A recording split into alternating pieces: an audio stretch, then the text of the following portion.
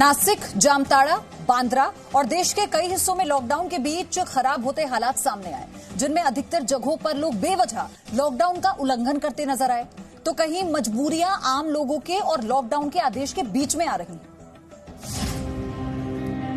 नासिक में लॉकडाउन का उल्लंघन, जामताड़ा में बेवजह बाहर घूमते लोग, बांद्रा में लॉकडाउन के खलनायकों की अदृश्य भीड़, भूख प्यास के आगे सोशल डिस्टेंसिंग बनी चुनौती।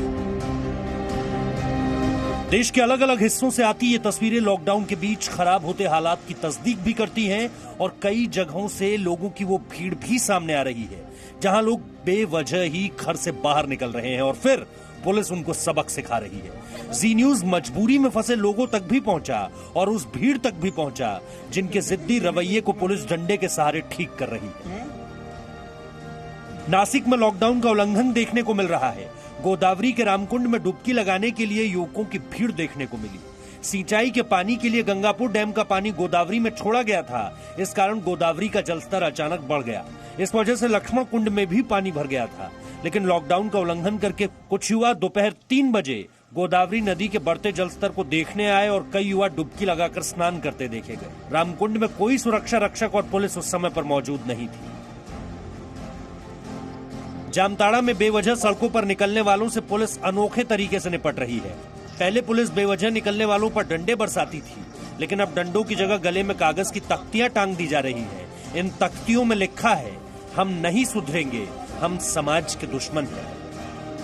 इन स्लोगन्स लिखी तख्तियों को पकड़कर उनकी तस्वीरें खींची जा रही हैं और उन्हें चौक चौराहों पर खड़ा कर दिया जा रहा है। 2-3 दिन पहले तक जो है 18 केस हुए थे, अभी फिर पिछले 2-3 दिन में और भी केसेस दर्ज किए गए हैं। तो कार्रवाई तो मुख्य रूप से FIR ही हुआ होता है। जो बेलेबल केस है उसमें बेल दिया जाएगा, जो बेलेबल नहीं है उसमें अरेस्टिंग होगी, अरेस्टिंग होने के बाद उसको फॉरवर्ड किया जाएगा जेल। यही कार्रवाई होती है, मुख्य रूप से यही कार्रवाई है। बांद्रा में जुटी भीड़ की शक्ल में लॉकडाउन के खलनायकों की तस्वीर तो पूरे देश ने देखी, लेकिन मुंबई में लॉकडाउन के खलनायकों की एक अदृश्य भीड़ भी है। छोटी छोटी संख्या में लॉकडाउन के नियमों की धज्जियां उड़ाने वाले इन खलनायकों के पास एक हथियार होता है, और वो हथियार है कोई झूठा बेतुका सा बहाना जिसके जरिए उन्हें बस घर से बाहर निकलना है। मुंबई पुलिस कई ऐसे लोगों को बेनकाब कर रही है। इन तस्वीरों में देखिए कि कैसे इन लोगों की भीड़ जमा है और ये बेतुके बहाने बना रहे हैं। तस्वीर में आपको दिखा रहा हूँ मुंबई के वेस्टर्न एक्सप्रेस हाईवे की विले पार्ले के पास। आप देख सकते हैं कि गाड़ियों की कैसी कतार लगी हुई है। कई गाड़ियां तो इसमें इसेंशियल सर्विसेज की है, लेकिन कई गाड़ियां यहाँ पर बिना किसी वजह के, बिना किसी कारण के भी यहाँ पर आ गई। पुलिस जो है लगातार ऐसे लोगों से पूछताछ करती है, उनसे जो है बाहर निकलने की वजह जानती है।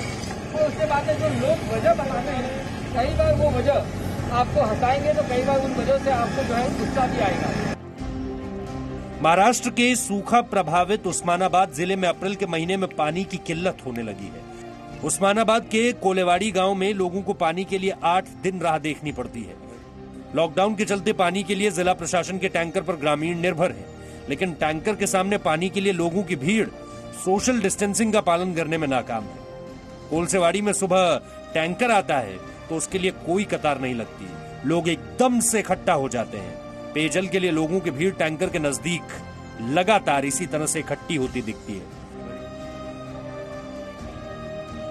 अब लॉकडाउन के उल्लंघन की जो तस्वीरें हमने देखी, उसमें अधिकतर जगहों पर लोग जानबूझकर भीड़ लगाते नजर आ रहे हैं। हालांकि पुलिस ऐसे लोगों को सबक भी सिखा रही है, लेकिन मुश्किल यह है कि कई लोग समझने को तैयार नहीं कि लॉकडाउन का संकल्प ही कोरोना को हराने का विकल्प है। ब्यूरो रिपोर्ट, जी मीडिया। कोरोना वायरस के बढ़ते संक्रमण के बीच केंद्र सरकार ने सभी राज्यों से रोहिंग्या शरणार्थियों की कोरोना जांच कराने के लिए भी कहा है। रोहिंग्या मुसलमानों के तबलीगी जमात के कार्यक्रम में हिस्सा लेने की जानकारी गृह मंत्रालय ने एहतियाती तौर पर राज्यों को दी है।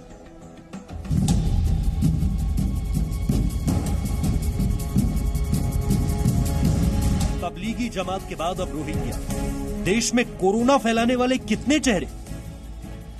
देश में कोरोना अगर आज इतनी तेजी से फैल रहा है तो इसमें तबलीगी जमात का नाम तो आ ही रहा था। अब इसी जमात में रोहिंग्या कनेक्शन भी सामने आ रहा है। बताया जा रहा है कि दिल्ली के निजामुद्दीन मरकज में कई रोहिंग्या शामिल हुए थे जो अब गायब हैं। गृह मंत्रालय ने चिट्ठी लिखकर राज्यों को आगाह किया है कि वो इसकी जांच करें और पहचान होने पर उनकी स्क्रीनिंग करें।